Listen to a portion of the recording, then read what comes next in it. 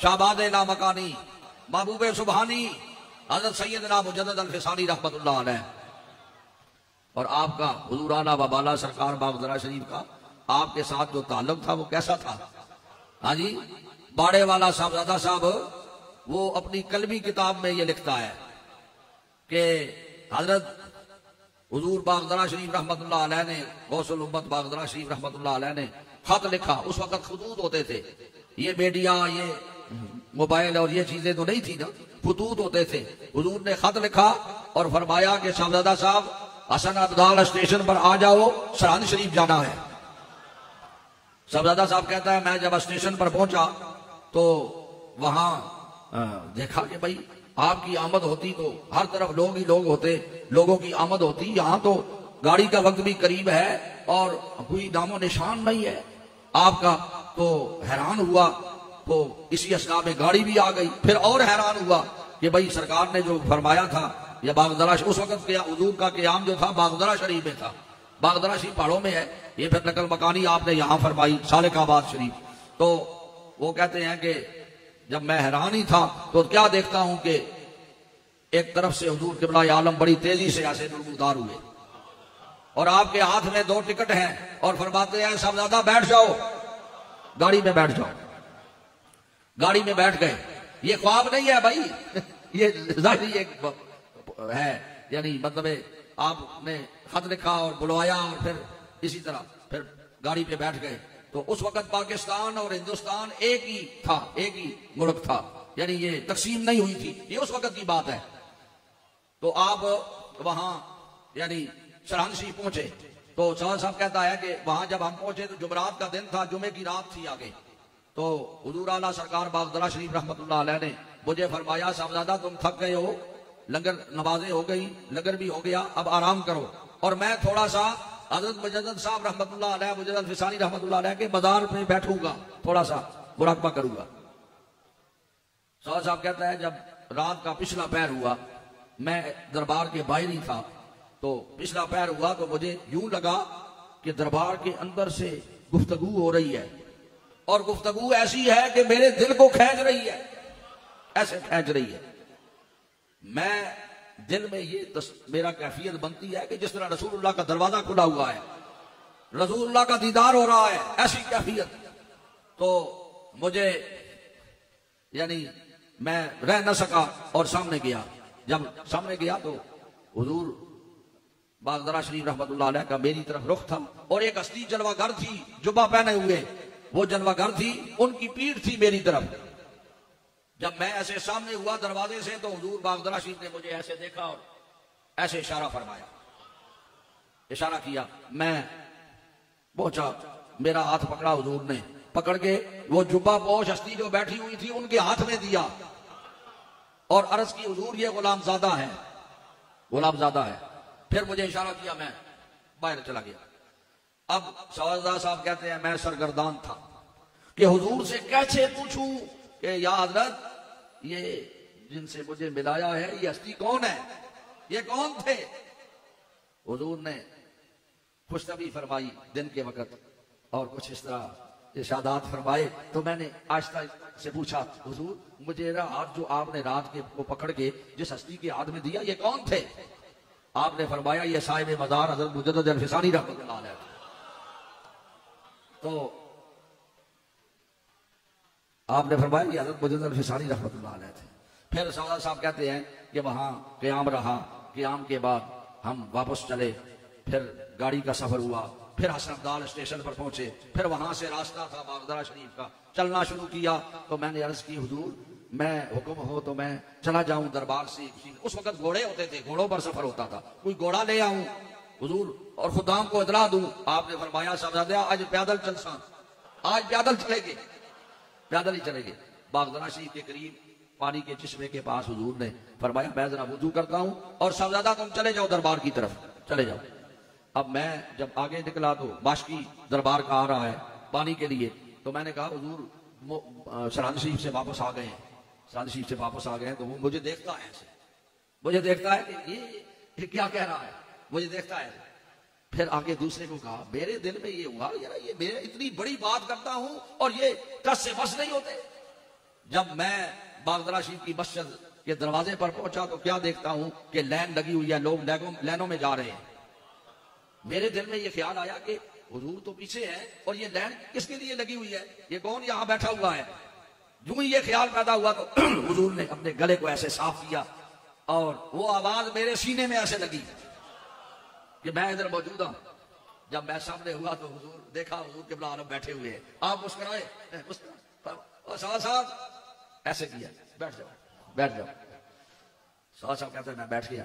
جب سارے لوگ نکل گئے دربار شریف سے تو حضور نے مجھے قریب بلایا، قریب بلا کے فرمایا صاحب یہ کوئی تعجب کی گل نہیں، میں ہی آیا، یہ کوئی تعجب کی بات نہیں ہے، میں ہی تھا، اللہ اللہ کرے بیٹھ کے، یہ کوئی اتنے بڑے تعجب کی بات، میں ہی تھا، اللہ اللہ کرے اللہ۔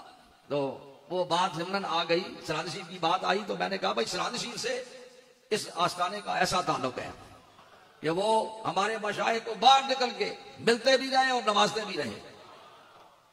اللہ تعالیٰ عرس حسین مبارک کا فیض اللہ آپ کو نصیب فرمائے۔ آج پہلا دن ہے، خادمین نے خدمتیں سر انجام دینی ہے، یہ دیکھنا ہے یہ مہمان جو آ رہا ہے یہ ہمارے اولیاء کے پاس آ رہا ہے، اس کی خدمت کرنی ہے، اس کی خدمت کرنی ہے، اس کا خیال رکھنا ہے۔ آپ سارے اس وقت آنے والے یہ جتنا اجتماع ہے یہ سب خادمین ہیں، یہ 2-3 دن سے پہلے سے شروع ہوئے ہیں اور حاضری کر رہے ہیں، اس لیے کہ بھائی ہم نے عرس کی خدمتیں کرنی ہیں۔ تو میرے دل بندوں آپ نے خدمت، خادم ہونے کا جو خادم ہوتا ہے نا، ہر کے خدمت کر دو مخدوم شد، ہر کے خود را دی دو معروم شد۔ اس واسطے خدمتیں جو ہیں اللہ تعالیٰ، یہ مشائخ کا آمد، یہ بڑی خوشی ہوئی، مشائخ کی آمد کی خوشی ہوئی، یہ اپنے گھر آئے ہیں، گھر والا گھر آئے تو مزہ آتا ہے۔ اللہ ان کے مشائخ بڑے حضرات حضرت زندہ پیر صاحب رحمۃ اللہ تعالیٰ علیہ اور حضرت پیر بادشاہ صاحب رحمۃ اللہ علیہ اور مانکی شریف کے مشائخ بڑے، اللہ ان کے درجات کو اللہ بلند فرمائے اور اللہ تعالیٰ سب حاضرین کی حاضری قبول ہو، سلسلے کے برکات اللہ نصیب فرمائے۔ دعا کے لیے ہاتھ اٹھا لیں۔ رب انی ظلمت نفسی ظلما کثیرا ولا یغفر الذنوب الا انت فاغفر لی مغفرۃ من عندک وارحمنی انک انت الغفور الرحیم۔ یا اللہ ہر آنے والی برکت نصیب فرما، ہر آنے والے زوال سے بچا، ہر آنے والا کمال نصیب فرما۔ آپ نے جو کچھ پڑھا میری ملک کر دے۔ اس وقت کا چونکہ لنگر کی جو نیت میں نے کی ہے، اس وقت ایک وقت کا جو لنگر ہے یہ بڑی 11ویں شریف کی یعنی فقراء کا ایک ارادہ ہوتا ہے نا، یہ سارا عرس حسین ہے، لیکن اس پہ ارادہ کیا گیا کہ بھئی یہ جو اس وقت کا لنگر ہے یہ بالخصوص امام الاولیاء حضرت غوث اعظم رحمت اللہ تعالیٰ علیہ کی بارگاہ میں ہدیاتن تحفتن حضور کی بارگاہ میں پیش کرنا ہے اور پھر ایصال ثواب آپ کی بارگاہ میں پیش کرنا ہے۔ اللہ تعالیٰ یہ سارا کچھ اللہ جو کچھ بھی پیش ہوا اپنی بارگاہ میں قبول فرما۔ ہدیاتن تحفتن رسول اللہ صلی اللہ علیہ وسلم کی بارگاہ اقدس میں اللہ یہ سارا کچھ پیش کرتے ہیں، اللہ قبول فرما۔ ایصال ثواب بروئے پرفتوح حضرت اقدس قبلہ عالم غوث الزمان محبوب الہی سرکار سالک آباد شریف رحمت اللہ علیہ، حضور اعلیٰ و بالا غوث الامت سرکار باغدرا شریف رحمت اللہ تعالیٰ علیہ، رب ارحمہما کما ربیانی صغیرا۔ ہمارے ہیڈ کوارٹر امام ربانی شہباز اعلیٰ مکانی محبوب سبحانی اور حضرت حضور باغدرا شریف کے مرشد حقانی حضرت مجدد الفسانی رحمت اللہ علیہ۔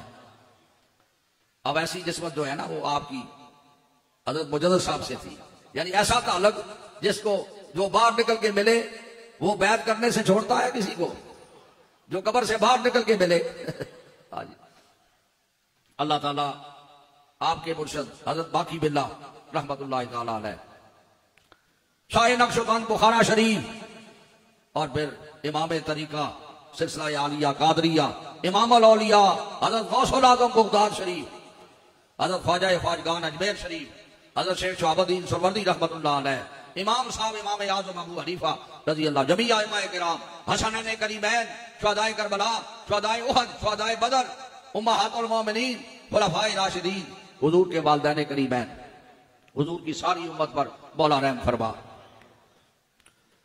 اللہ ہم سے راضی ہو، اللہ ہماری کوتاہیوں کو معاف فرما، عرس حسین مبارک اللہ بخیر و عافیت سر انجام فرما۔